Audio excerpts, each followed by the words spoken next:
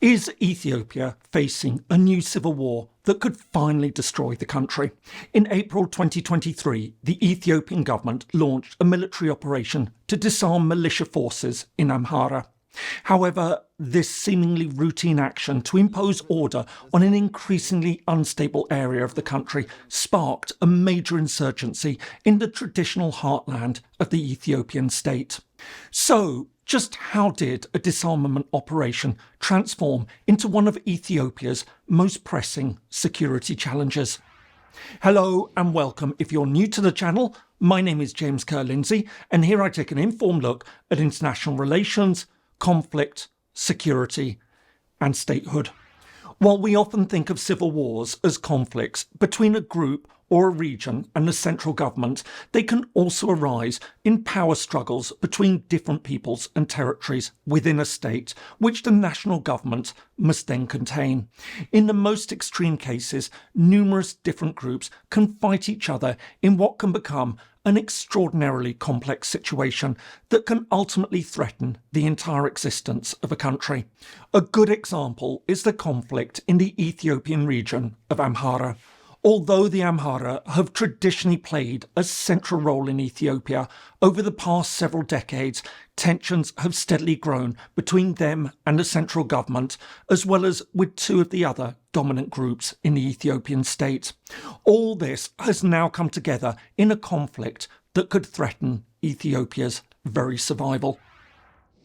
Located in the northwest of the Federal Democratic Republic of Ethiopia, Amhara covers approximately 155,000 square kilometres or 60,000 square miles. This makes it the country's third largest regional state after Oromia and the Somali region. In addition to an international border with Sudan to its west, it has boundaries with several other Ethiopian provinces. These include Afar to its east, Oromia to its south, Benishangul-Gumuz to its southwest, and Tigray to its north. Demographically, Amhara is home to approximately 30 million people, making it the second most populous region in Ethiopia.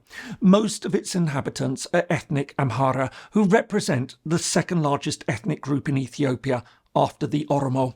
Speaking a Semitic language, they're predominantly Oriental Orthodox Christian, one of the oldest established Christian churches in the world. Ethiopia is one of the world's most ancient countries. Having emerged as the Kingdom of Aksum almost 2,000 years ago, our story starts with the creation of the Ethiopian Empire, also known as Abyssinia, in the late 13th century. From the start, the Amhara dominated the state. In addition to the emperor, they held many of the most crucial positions of power within the Ethiopian hierarchy. As a result, their influence eventually extended across the country. Indeed, the Amharic language and Orthodox Christianity came to be central to Ethiopian national identity. However, in 1974, the last Ethiopian emperor, Haile Selassie, was overthrown by a left-wing military coup. Although most of the officer corps were Amhara, the new communist regime, known as the Derg, reduced the traditional Amhara dominance in Ethiopian affairs. This decline in Amhara fortunes was further cemented in 1991 when the Derg was overthrown by a coalition of ethnic militias led by the Tigray People's Liberation Front, the TPLF. In an effort to address the long-standing grievances of many of the country's minorities, the new TPLF government reorganised Ethiopia as a federation along ethnic lines. In 1995, Ethiopia was divided into 9 regions. Crucially, several areas traditionally controlled by the Amhara were now incorporated into the Tigray region. This Tigrayan dominance in the new federal system, as well as the land transfer, all fed Amhara resentment towards the central government. Arguing that their historic place in Ethiopia had been undermined, many Amhara now began to abandon their traditional support for an Ethiopian national identity and instead turned to Amhara nationalism, arguing that their interests needed to be better represented within Ethiopia as a whole. This Amhara resentment continued for the next 2 decades as the Tigrayans, who were in fact the 4th largest group in Ethiopia, continued to dominate the country. However, after years of control, their power eventually weakened, especially after the country's long-standing Prime Minister, Meles Zenawi, died in 2012. In 2018, a young ethnic Oromo, Abiy Ahmed Ali, became the new Ethiopian Prime Minister.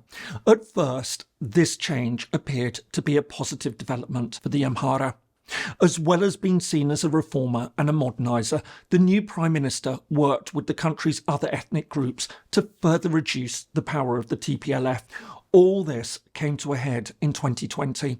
As the COVID pandemic raged, a dispute erupted between the federal government and the TPLF over the timing of national elections.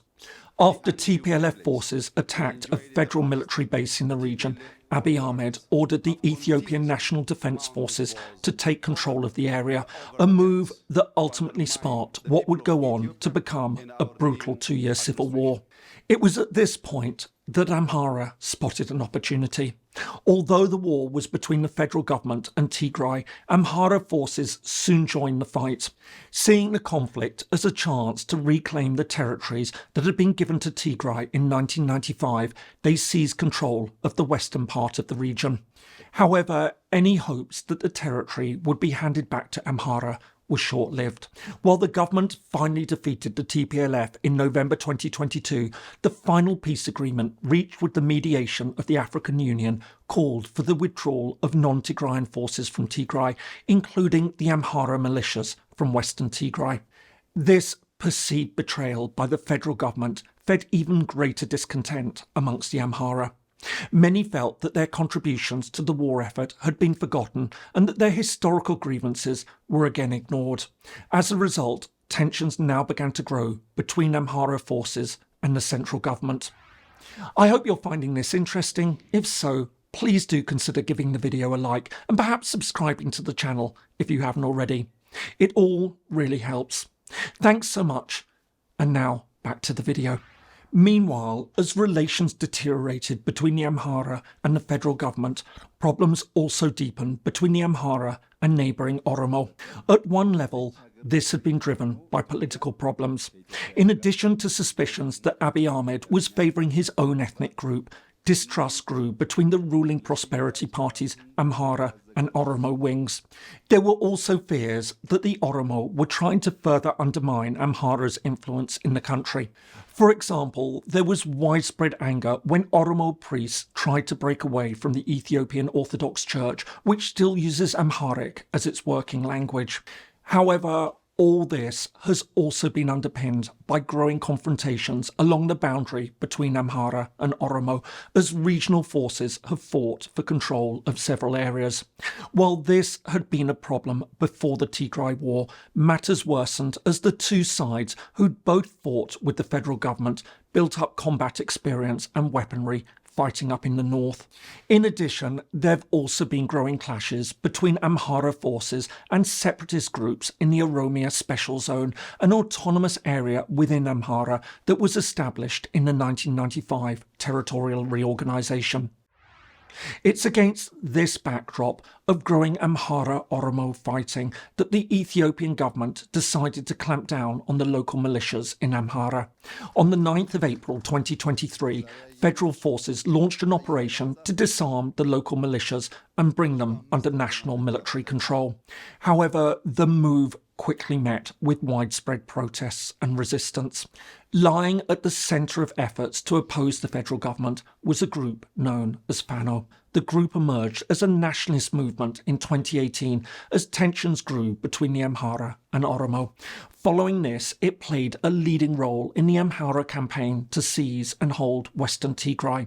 Crucially, however, the militia isn't a single organised group. Instead, it's better understood as a loose affiliation of different organisations. But despite lacking a unified command structure, Fano has nevertheless enjoyed considerable popular support amongst the Amhara and rapidly recruited new fighters from those members of the Amhara security forces who didn't wish to join the national army. As a result, by the middle of 2023, Fano had captured several major towns and cities, including the historically important centres of Gondar and Lalibela. Facing a rapidly deteriorating situation, the government declared a state of emergency on the 4th of August 2023. But while the Ethiopian National Defence Forces regained control of many towns and cities, opposition to the government continued to grow. As a result, Ethiopian forces resorted to increasingly brutal tactics to fight the insurgents, including artillery bombardment and airstrikes. While the Ethiopian government has eased some of the tightest restrictions over the course of 2024, including lifting the ban on communications, efforts to find a political solution have continually failed. Although the government promised a referendum on the territorial issue in November 2023, this has yet to be held. Meanwhile, the lack of a defined Fano leadership has scuppered hopes for peace talks with the group. In the meantime, the violence continues to grow. Aid organisations working in the region have not only noted the ongoing fighting between the government and militias, which saw Fano claim control over parts of Gondar in September 2024, but have also highlighted the growing problem of armed criminal gangs exploiting the region's lawlessness. Taken together, all this contributes to a growing sense that the situation in Amhara is now spiralling out of control. But what does this complex situation mean for Ethiopia? While the current fighting is undoubtedly significant in its own right, the Amhara conflict raises a more troubling question about Ethiopia's future. Could this be the conflict that finally ignites a wider civil war that spreads more widely and leads to the country's disintegration? In one sense, there are undoubtedly good reasons to worry. The Amhara are the second largest group in the country.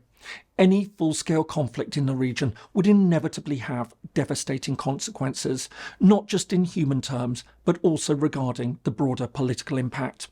Can Ethiopia survive if the ethnic group that more than any other has come to symbolise Ethiopian identity is marginalised and excluded? More to the point, the complex ethnic tensions extend well beyond Amhara. Ethiopia faces a precarious balancing act. Can it maintain national unity while addressing the competing grievances of the various ethnic groups, not only the Amhara, but also the Tigrayans and the Oromo, as well as the large Somali community over in the east, which also has a history of unrest? Then again, many observers would point out that talk of Ethiopia's imminent collapse has been heard many times before. Indeed, the same arguments emerged when the Tigray conflict erupted, and yet Ethiopia has survived. In this sense, the current crisis in Amhara is part of a larger pattern of ethnic tensions that have long simmered beneath the surface of Ethiopian politics. The ethnic federalism introduced in the 1990s to address historical grievances and promote ethnic autonomy has inadvertently fueled rivalries and conflict. But while Ethiopia survives, it's easy to become too complacent. Even though Ethiopia appears remarkably resilient, things may go too far at some point. In this sense, while it may be tempting to regard the conflict in Amhara as just one of many disputes that affect Ethiopia and that there's really little reason to worry, there's nevertheless the possibility that this could be the conflict that breaks Ethiopia apart, especially given the fundamental role that the Amhara have played in Ethiopia's development. For all these reasons, dealing with the conflict in Amhara is therefore more critical than many outsiders may appreciate. I hope you found that useful. If so, here are some more videos on Ethiopia and the Horn of Africa that you might find helpful. Thanks so much for watching, and I'll see you in the next video.